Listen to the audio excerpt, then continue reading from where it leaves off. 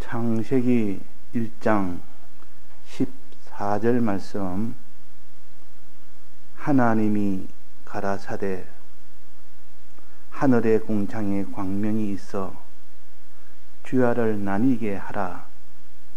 또 그 광명으로 하여 징조와 사시와 일자와 연한이 이루라.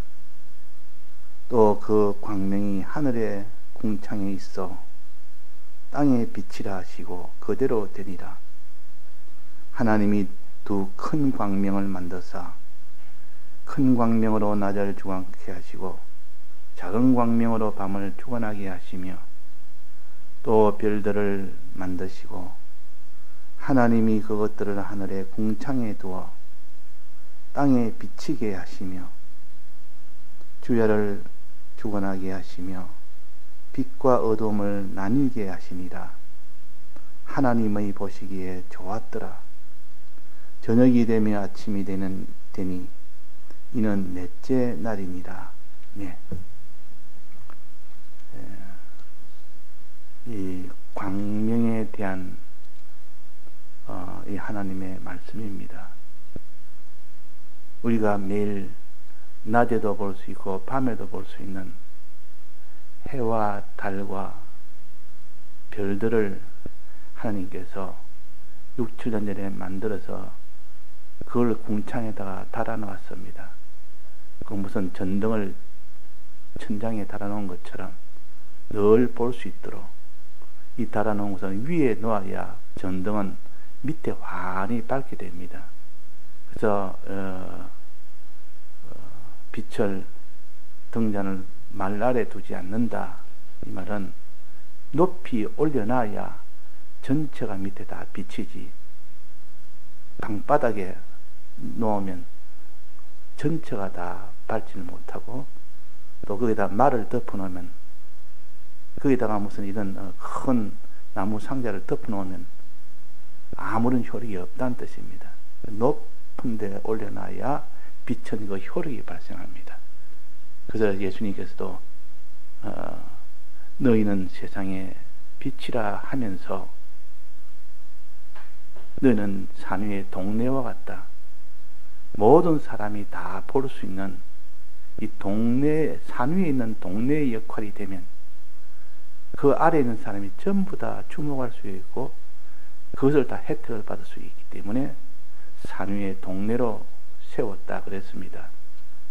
그래서 해와 달과 별을 보면서 이거는 하나님의 빛을 받은 자들이 세상에 비치는 그 빛을 가르칩니다. 하나님이 직접 우리에게 비치기도 하고 하나님이 사람을 통하여 비치기도 합니다. 그래서 하나님 직접 비칠 때를 성령과 진리로 비치십니다. 이건 직접 하나님이 비치는 겁니다. 내가 빛으로 왔다 하는 것들, 이때 피와 성령과 진리로 와서 피를 믿을 수 있도록 진리로 왔고 성령으로 와서 피를 능히 다 알고 믿을 수 있도록 해주는 이것이 하나님이 직접 비치는 역사입니다.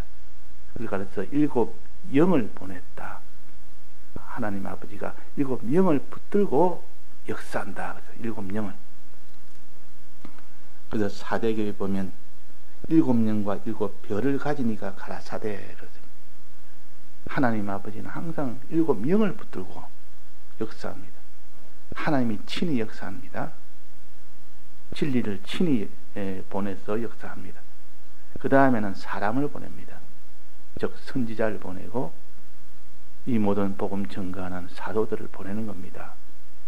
선지 사도란 말은 선지는 하나님 뜻을 사람을 통해서 알려주는 것이 선지자요. 사도는 주님의 이 죽고 부활하심을 알려주는 것이 사도입니다. 선지 사도의 이 터 위에 우리가 서야 된다 그랬습니다. 그러니까 이 선지 사도는 하나님의 사자라. 7 별은 하나님의 사자라 그랬습니다. 요한계시록 1장 27에 보면 7 별은 선지자와 사도를 가르칩니다. 하나님의 일을 하도록 그 지위를 받았고 임무를 받아서 그 일을 하는 사람, 하나님 대신으로 이 은혜를 베푸는 이 일을 가르쳐서 일곱 별이라 그랬고, 또 일곱 촛대라 그랬습니다. 일곱 촛대. 내가 본 것은 내 오른손에 일곱 별의 비밀과 일곱 별의 일곱 검 촛대라. 촛대가 일곱이라. 즉 이것은 교회라 그랬습니다. 일곱 교회라. 그러니까 우리 성도는 다 일곱 교회요. 일곱 교회가 하는 일은 촛대 생활이라.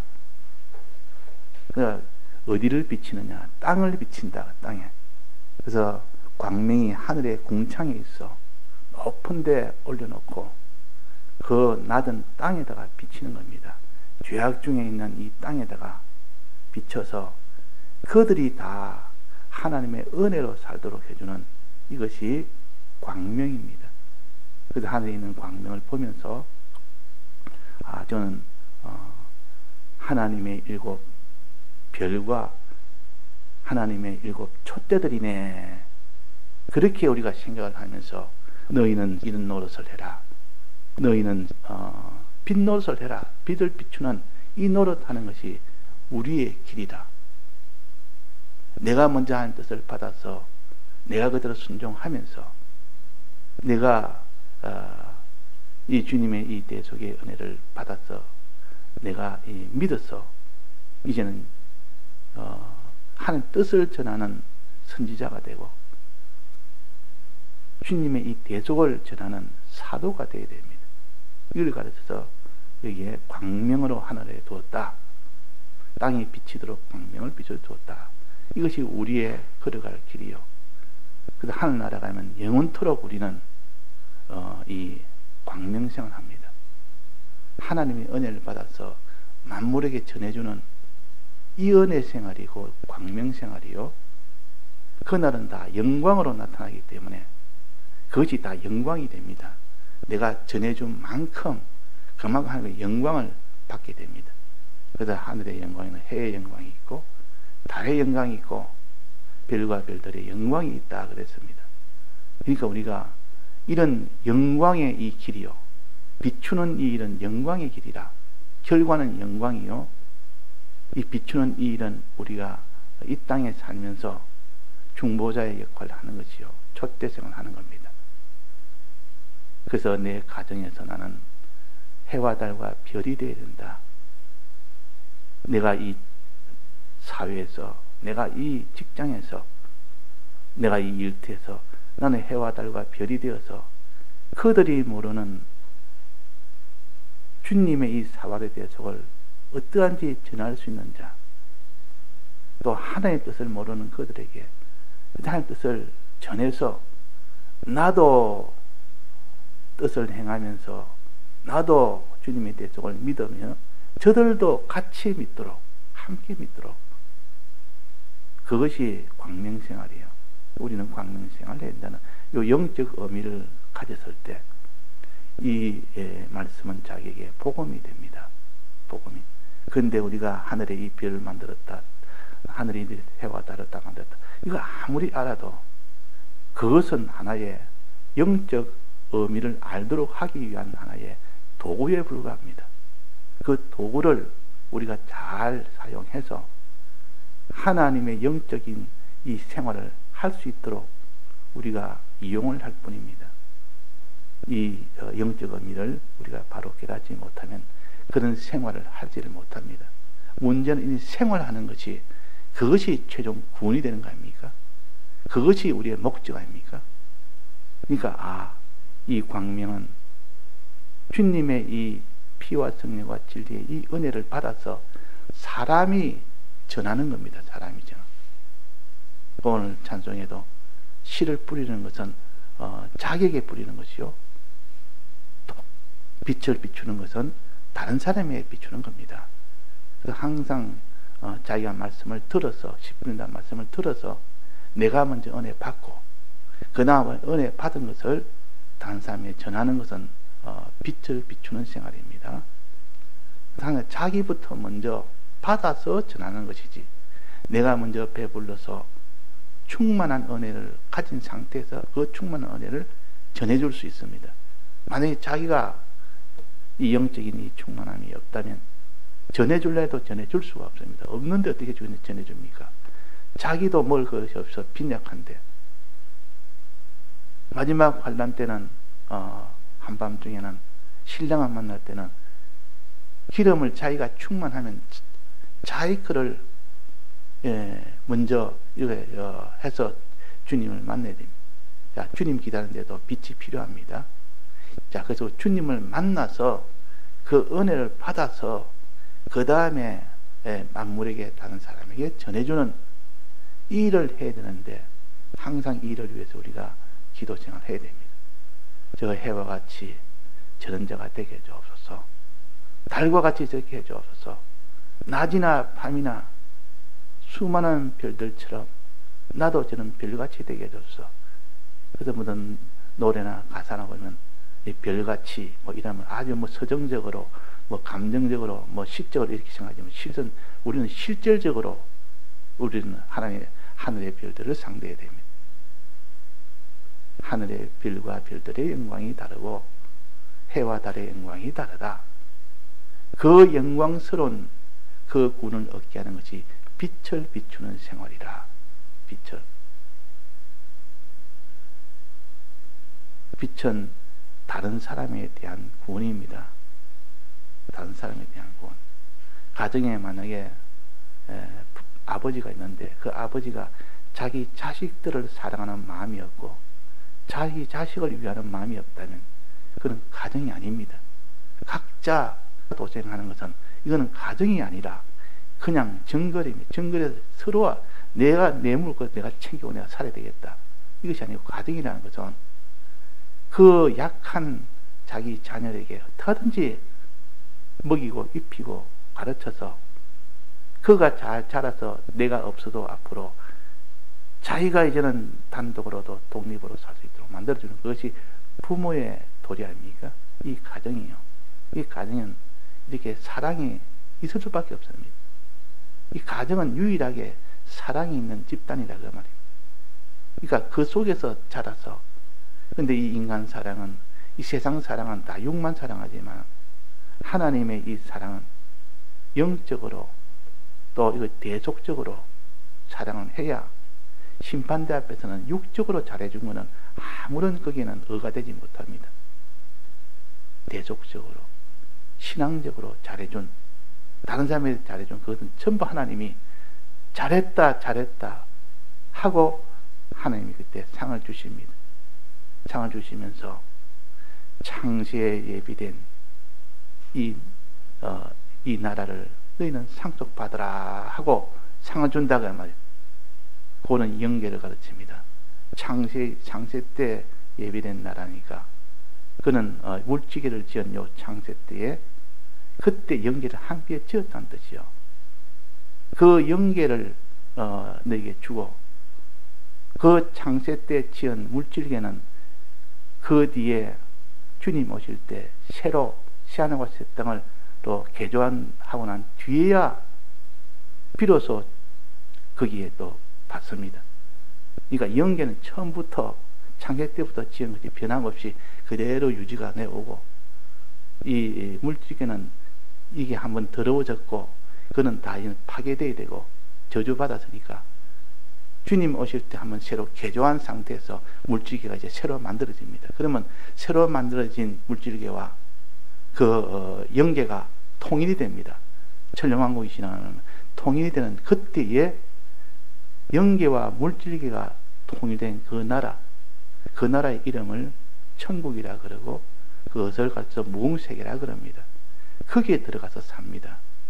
우리는 육도 있고 영도 있듯이 우리가 사는 곳도 영계와 물질계를 동시에 있습니다.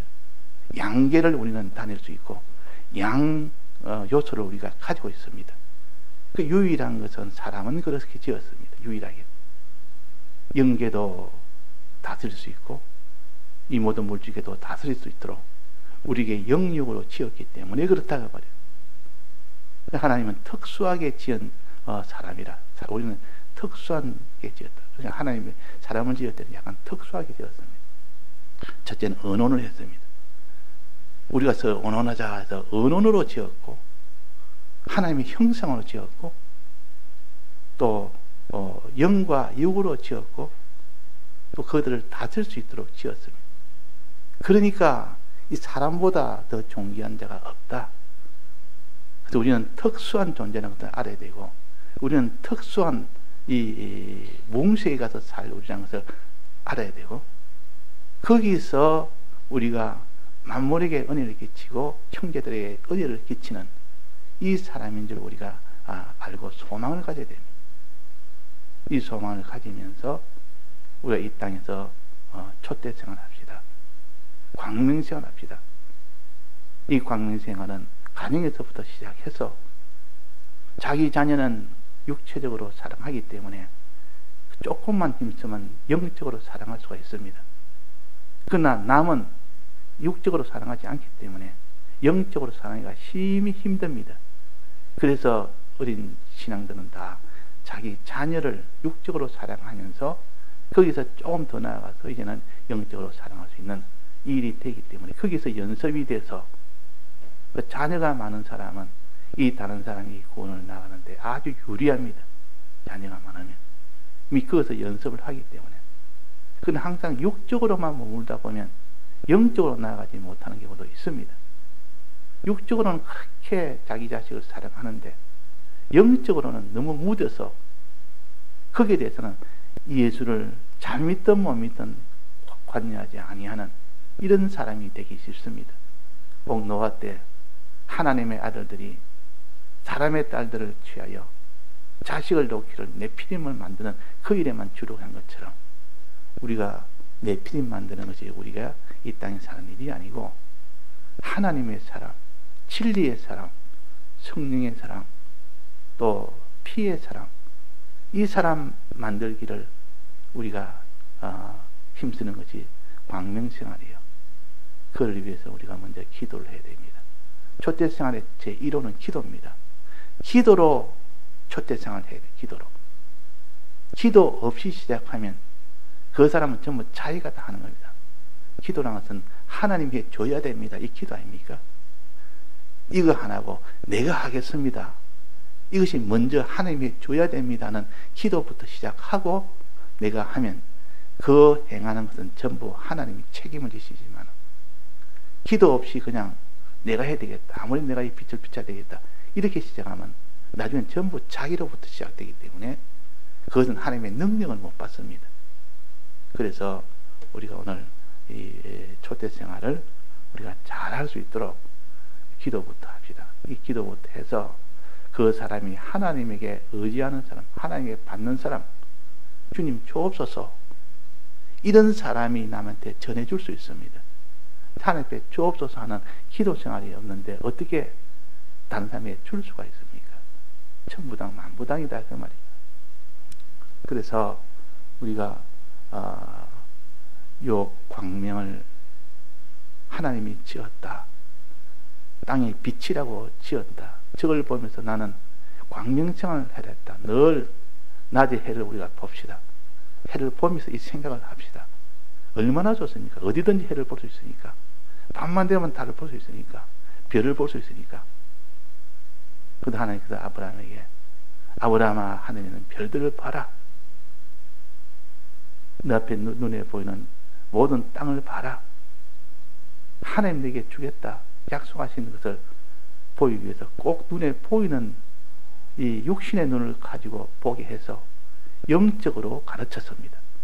우리에게도 지금 육신의 눈으로 볼 수 있도록 물질계를 보이면서 영적인 이 길을 가르쳤습니다. 그러니까 이 영적인 길을 찾지 못하면 육신으로 아무리 살펴봐도 영적인 길을 못 받으면 우리에게는 구원이 안 되는 겁니다. 그래서 하나님의 교회라는 곳이 있습니다. 그건 내가 아주 관심이 많아서 많이 살펴보는데 그건 이단교회인데 거기는 성경을 볼 때 신천지처럼 비유의 이런 말씀들을 해석을 하기로 영적으로 해석을 해야 되는데 그거 다 전부 다 자기 식대로 만들어서 해석을 합니다. 그러니까 이 영적인 이 도를 모르는 사람은 아무도 생각 안 해본 사람은 그렇게 말하면 그 말이 맞겠다 이렇게 생각을 해버립니다. 그러나 자세히 들어가 보면 그것이 아니라는 걸 알 수가 있는데, 그러니까 영적인 도를 모르면 그 말은 반박할 수 없을 만큼 아주 정밀하게 짜여져 있습니다. 정밀하게 짜여져 있기 때문에 그 하나님의 교회에서 주장하는 그것을 바로 깨닫지 못하면, 아, 이런 비유는 이런 뜻이구나, 이런 뜻이구나. 자기들이 알려주는 대로 성경 구절을 갖다 대면 다 맞게 되어 있습니다. 근데 들어가면 그래서 아주 이 아닌 것을 교묘하게 거짓말을 만들어서 그렇게 하기 때문에 이것이 바로 이단이다 그러면, 그는 아주 열심도 있고 충성도 있고 그 성경도 많이 알고 기도도 많이 합니다. 그것이 정상의 교회의 기준은 아니라 그 말이에요. 깨달음이 기준이에요. 깨달음이 먼저 있고 그 위에 충성도 있고 그 위에 열심도 있고 해야 되지. 깨달음이 잘못되면, 이런 영적인 깨달음이 잘못되면 큰일 납니다. 그래서 하나님께서 우리가 일신생활하다가 깨달음 중에 영적인 깨달음이 잘못되면 그거는 바로 문제가 될 뿐입니다. 그러나 육적인 것은 얼마든지 그거는 아직도 영향을 끼치지 못합니다. 육적인 것을 잘못 깨달았다 해도 그거는 자기의 영향은 그렇게 끼치지 못하는데, 영적인 도에서 변질이 되어버리면, 잘못되어 버리면 그거는 하나님께서 크게 바로 화로 나타납니다. 예, 다 같이 통성으로 기도하시다가 자유하시겠습니다.